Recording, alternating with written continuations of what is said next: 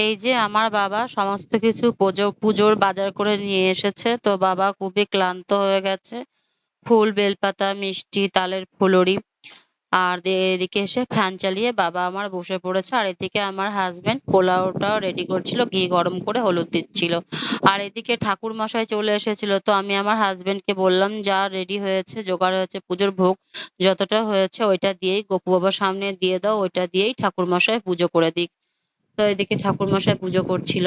আর পুজো হয়ে যাওয়ার পরে আমার হাসবেন্ড পোলাওটা বললো আমি রেডি করে দিই, পোলাওটা বানিয়ে ফেলি গপু বাবার জন্য, যে জন্য করা, তো গপু বাবার জন্য রেডি করে দিই। তো ঠাকুরমশাই পুজো হয়ে যাওয়ার পরে আমার হাসবেন্ড পোলাওটা রেডি করছিল। তো পোলাওটা হয়ে যাওয়ার পরে আমি গপু বাবাকে ঠান্ডা করে ফ্যানের তলায় পোলাওটা নিয়ে ঠান্ডা করে গপু বাবাকে খাইয়ে দিচ্ছিলাম। আর গরম গরম পোলাও তো গপু বাবাকে খাওয়ানো যাবে না, যেহেতু গপু বাবাকে আমি আমার সন্তান রূপে, শিশু রূপে দেখি। তো ওই জন্য ঠান্ডা করে গপু বাবাকে খাওয়া